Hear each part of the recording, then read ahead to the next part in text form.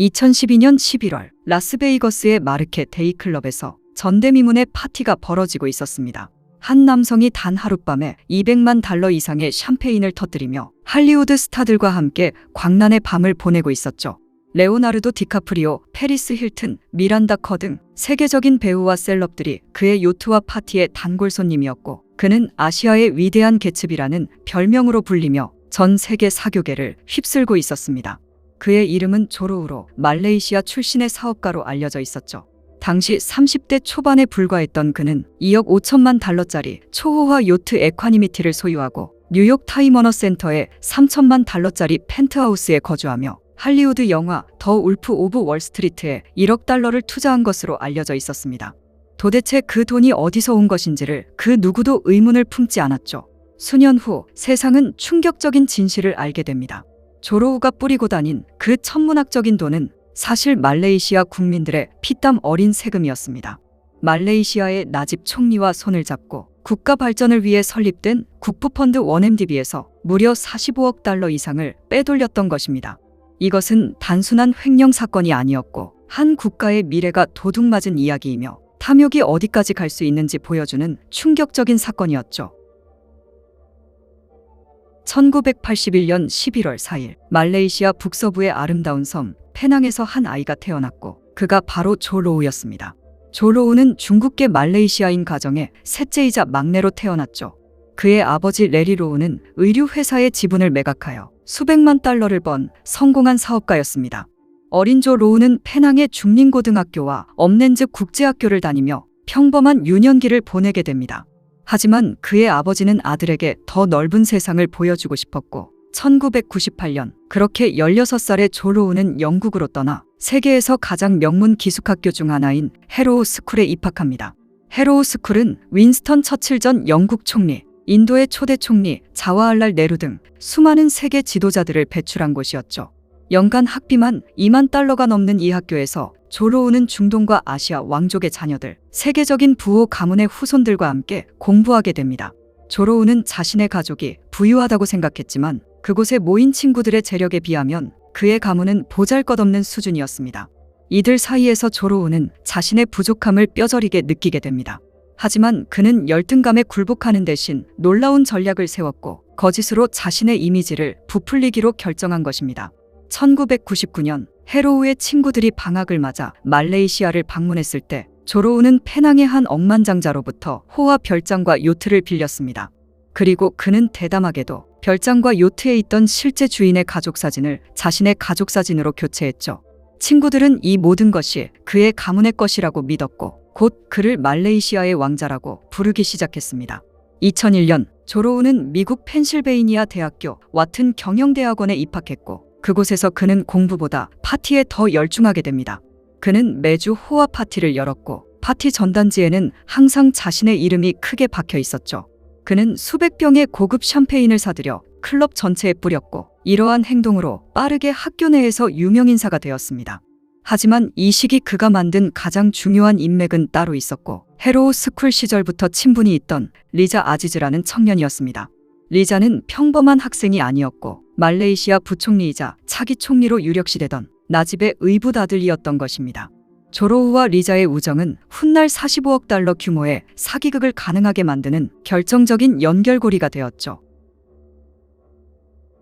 2009년 4월 말레이시아에 새로운 총리가 취임합니다. 그의 이름은 나집으로 말레이시아 정치의 명문가 출신으로 그의 아버지와 삼촌 모두 총리를 역임한 바 있었습니다. 55세의 나이에 최고 권력자에 오른 나집은 야심찬 경제 개혁을 약속했죠. 취임 직후 그는 원 말레이시아 슬로건을 내세우며 국가 통합과 경제 발전을 위한 대규모 프로젝트를 발표합니다. 그리고 이 비전의 핵심에 있는 것이 바로 1MDB라 불리는 국부펀드였습니다.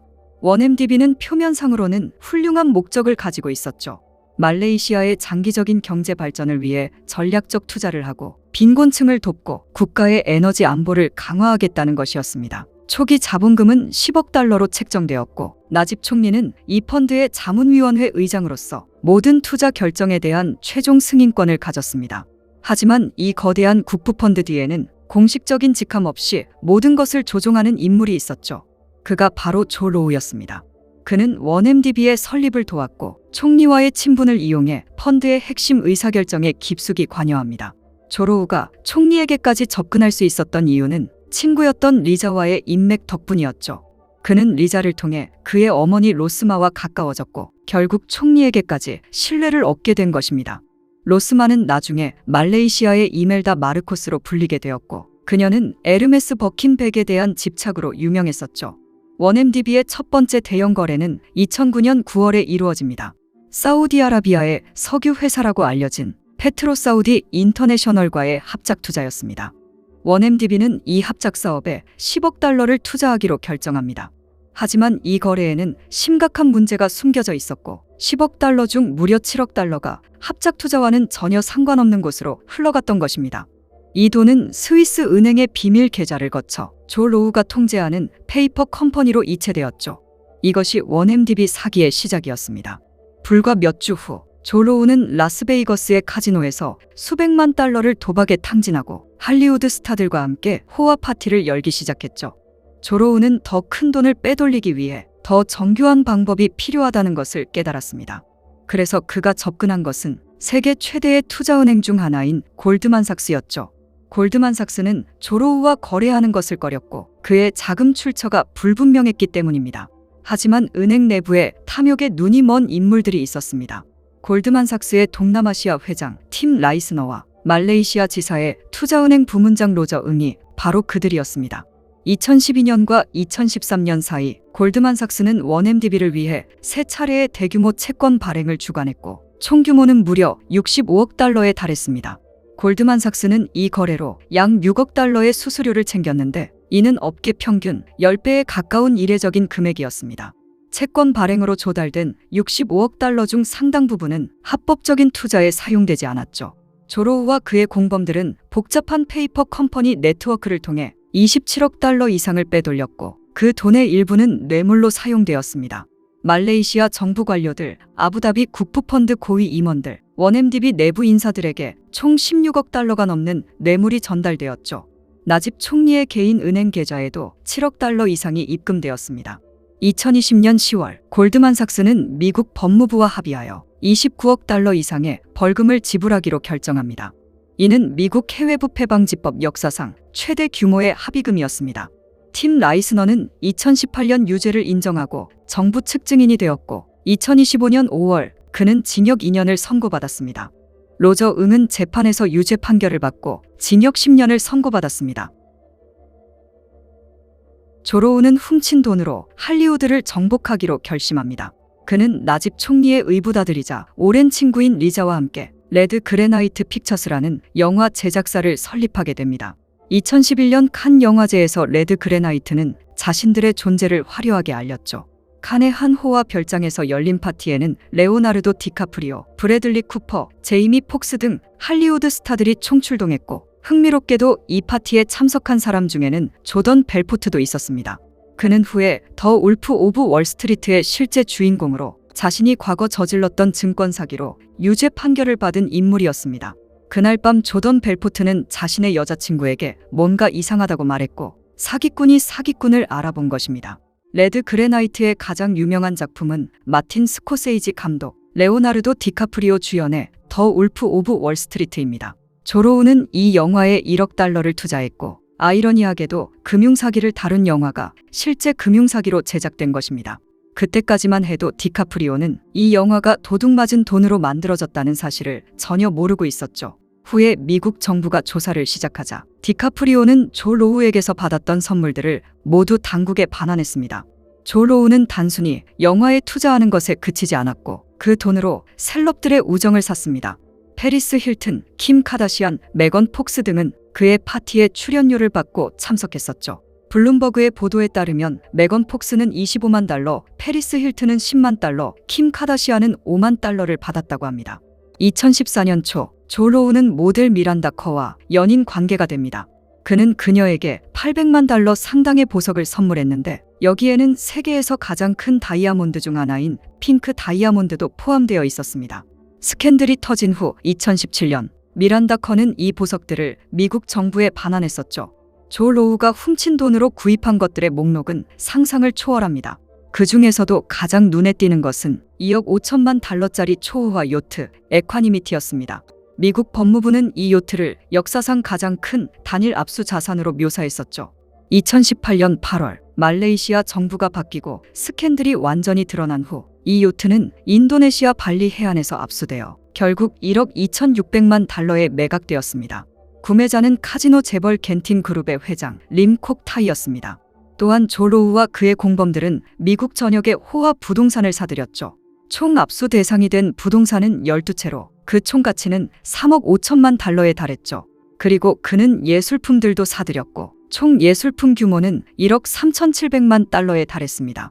카지노 업계에서 고래란 막대한 돈을 쓰는 최고급 고객을 의미합니다. 조 로우는 라스베이거스, 생트로페, 뉴욕에서 역사상 가장 큰 고래로 알려져 있었죠.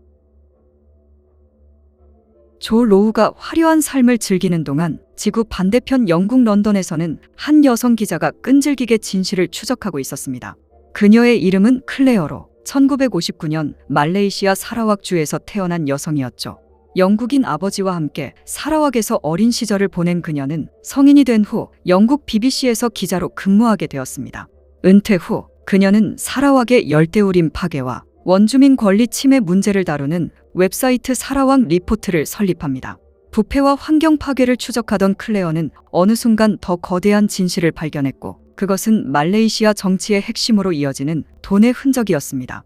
2013년 12월 클레어는 나집 총리의 의붓아들리자가 영화에 1억 달러를 투자했다는 사실을 보도합니다. 도대체 그 돈이 어디서 왔는지 의문을 제기한 것이었죠. 결정적인 전환점은 2015년 2월에 찾아옵니다. 페트로사우디의 전직 이사였던 한 내부 고발자가 클레어에게 접근한 것이었죠. 그는 원엠디비와 페트로사우디의 합작 투자에서 18억 3천만 달러가 횡령되었다는 증거를 가지고 있었습니다. 2015년 2월 28일 사라왁 리포트와 선데이 타임스가 공동으로 이 폭로 기사를 게재합니다. 기사는 자금이 어떻게 관련자들의 이익을 위해 빼돌려졌는지 그리고 나집 라작과 조 로우가 어떻게 연루되어 있는지를 상세히 밝혔죠.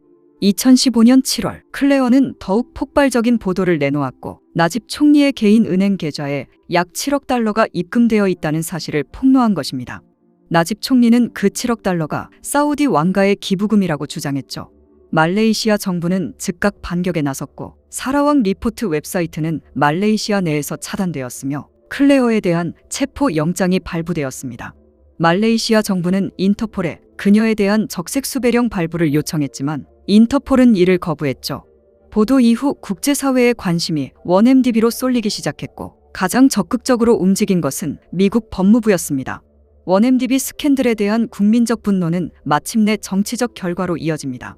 2018년 5월 9일 말레이시아 총선에서 역사적인 정권 교체가 일어났고 92세의 마하티르 전 총리가 이끄는 야당 연합 파카탄 하라판이 승리를 거둔 것입니다. 선거 직후 나집과 로스마 부부가 전용기를 타고 출국하려 한다는 소문이 돌았고 쿠알라룸푸르 공항에는 시민들이 몰려들어 부부를 막으려고 애썼죠. 결국 부부는 출국 금지 조치를 받았고 경찰은 나집과 연관된 6곳의 부동산 압수수색을 진행하게 됩니다. 그 결과는 충격적이었습니다. 무려 567개의 명품 핸드백, 12,000점의 보석류, 423개의 고급 시계가 발견되었죠. 이 압수품의 가치만 2억 7천만 달러에 달했고 말레이시아 역사상 최대 규모의 압수였습니다. 참고로 나집의 총리 재임 시절 공식 월급은 약 36,544링깃이었습니다. 선거 결과가 발표된 바로 그날 밤 조 로우는 측근들과 함께 마카오에서 전용기를 타고 태국 푸켓으로 도주합니다. 함께 도주한 인물들 중에는 원엠디비의 전 법률 고문 등이 포함되어 있었습니다. 2020년 보도에 따르면 조 로우가 중국 마카오에서 중국 공산당 고위 관계자 소유의 집에서 거주하고 있다고 전했고 2019년 크리스마스 이브에는 상하이 디즈니랜드에서 목격되기도 했습니다. 그러나 중국 정부는 그를 숨겨주고 있다는 것을 부인했죠. 재판에서 나집은 자신이 조 로우와 다른 원엠디비 관계자들에게 속았다고 주장했지만 하지만 법원은 이를 받아들이지 않았습니다. 법원이 그의 주장을 믿지 않은 이유는 매우 간단했습니다. 그가 최고 권력자였기 때문입니다. 2025년 12월 26일 말레이시아 법원은 역사적인 판결을 내렸고 법원은 나집에게 자금 횡령, 직권 남용, 자금 세탁 등 25개의 혐의로 15년 징역형과 114억 링깃의 벌금을 선고했습니다. 말레이시아 역사상 현직 또는 전직 총리가 유죄 판결을 받은 것은 이번이 처음이었습니다. 나집의 아내 로스마는 1MDB와 직접 관련된 혐의가 아닌 사라왁주 농촌학교에 태양광 발전 시설을 설치하는 정부 프로젝트와 관련하여 뇌물을 요구하고 수수한 혐의로 기소되었습니다. 2022년 9월 1일 법원은 그녀에게 10년의 징역형과 9억 7천만 링깃의 벌금을 선고했죠. 벌금을 납부하지 않으면 형기가 30년으로 연장될 수 있습니다. 그녀는 현재 항소 중이며 보석으로 풀려나 있습니다. 1MDB 스캔들의 핵심 인물인 조로우는 여전히 도주 중입니다. 그는 2018년 이래로 국제 수배 상태이며 말레이시아와 미국 모두에서 수십 건의 형사 혐의에 직면해 있습니다. 그는 위조 호주 여권을 사용하여 중국에서 활동하고 있다고 전해지기도 했습니다. 1MDB 스캔들로 인해 말레이시아 국민들이 입은 피해는 미국 법무부가 추적한 결과 45억 달러이며 1MDB의 실제 부채는 78억 달러에 달합니다. 이 부채는 2039년까지 말레이시아 정부가 책임지게 되었습니다.